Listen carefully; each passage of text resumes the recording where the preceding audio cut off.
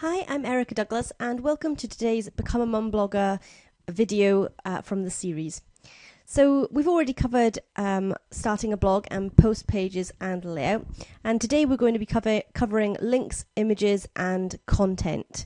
So I'm going to flip the screen now and we're going to have a look at how to embed your first link. Here we are in the dashboard of Become a Mum Blogger, and the process of embedding links is pretty much the same regardless of what platform you're using. So whether you're using Blogger or Typepad or WordPress, this is all going to be much the same, although the dashboard might look a little different. So first I just want to show you basically how you embed a link. So if you were writing a post and you wanted to link to someone, I've put a few examples here, which I'm going to come to in a second, but I read a really interesting post by Erica Douglas today on how to become a mumpreneur. You may want to link to me there, sharing the article with your readers. So what you would do is you would link the words that you want to have highlighted, and then you click the link and you basically just get the web address, which you can get up here, the URL, and you paste it into here. And then you click OK, and it will do the HTML for you. Now, if you're in the visual, you'll see that this is how it will appear on your blog, and somebody will be able to link there, and they'll get taken straight to the other person's article. So I'm going to take that off now, and I want to take you through good links versus bad links. So every link it could be argued that it's a good link, but it is better to link with certain words. So I've given you 3 examples here. I read a really interesting post by Erica Douglas today on how to become a mumpreneur. Click here to read. And what some people might do is actually highlight this bit here and make that their link. But the problem with linking that is that it basically, in Google and other search engines, they will give authority to certain blogs based on some of the incoming links and the words that those incoming links are coming through from.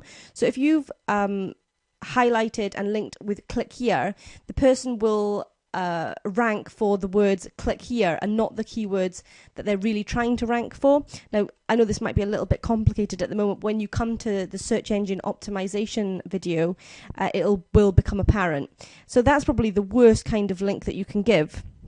Other people might choose to link these words here, Erica Douglas, and highlight these instead.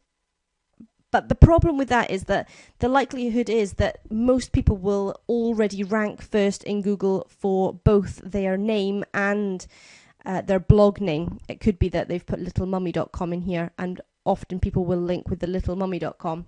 But I already rank first for littlemummy.com, and you probably rank first for your blog name too. So the best links you can give are to the keywords, so the crux of what it is that you're linking to, which in this particular example is either how to become a mumpreneur, like that, or even just the become a mumpreneur, and have that as the link. That way, that is going to help me to rank for how to become a mumpreneur. Now, that doesn't help you, but the idea is that if everybody was to give these better or good links, that everybody in the niche would rank better.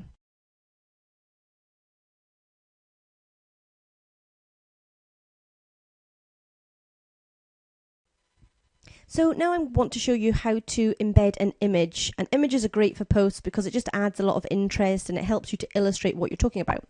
So what you do first is just click inside the post where you want your picture to go. So if you want it to go in the middle of the post, you'd click down here. If you want it to go to the top of the post, you'd click here.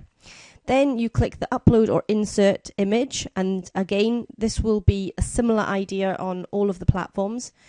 You can browse the pictures that you have on your desktop, and this is if you're using your own image, and I'm just going to use this one, seeing as it's at the top, and you click upload.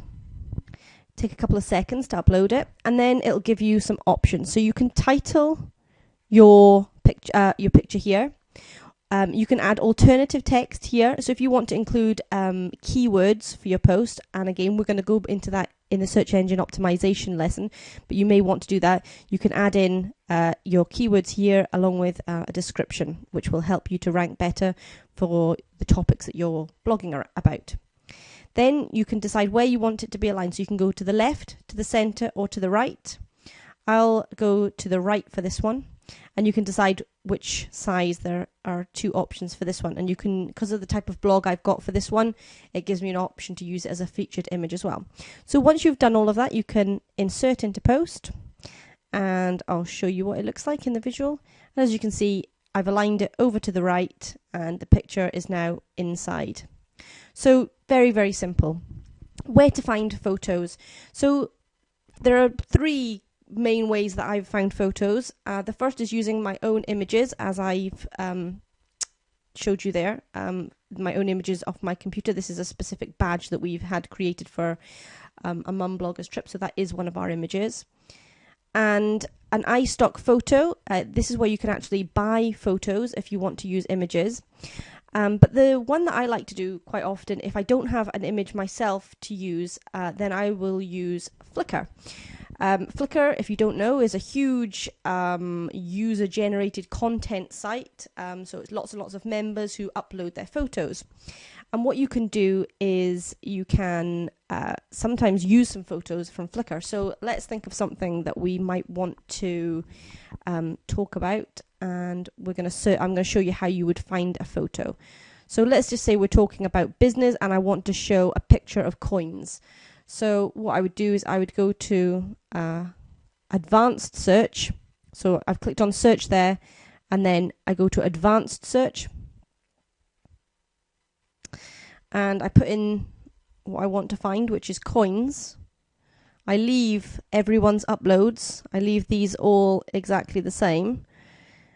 But when I get down to here, this is a Creative Commons license. This is where people can tag their photos and let you know which ones they're happy for you to use and which ones they're not. So I can only search within Creative Commons license content. If I want to adapt or modify, I would check this box, and if I wanted to use that commercially, then I would check this box. For now, I'm just going to check this one, and that will bring up all the photos that I'm allowed to use. So here we are, we've got a really unusual picture of coins set into a really unusual wood or tree. If you want to use this one to illustrate one of your images, you would simply go to Actions, and inside there's a choice of different sizes. You basically just save the picture to your computer, upload the images I showed you earlier on in the video, and then at the bottom you would put Flickr photo by Flickr user, and then this is the user here, it's J Pelgan, and you would link, as I showed you how to do the link, with this here. So you can link the photo or you can link underneath using this address here. So that's how you can use and find images. In the next section, I'm just going to go quickly through all the different types of posts to give you lots of ideas for different posts that you can do on your blog.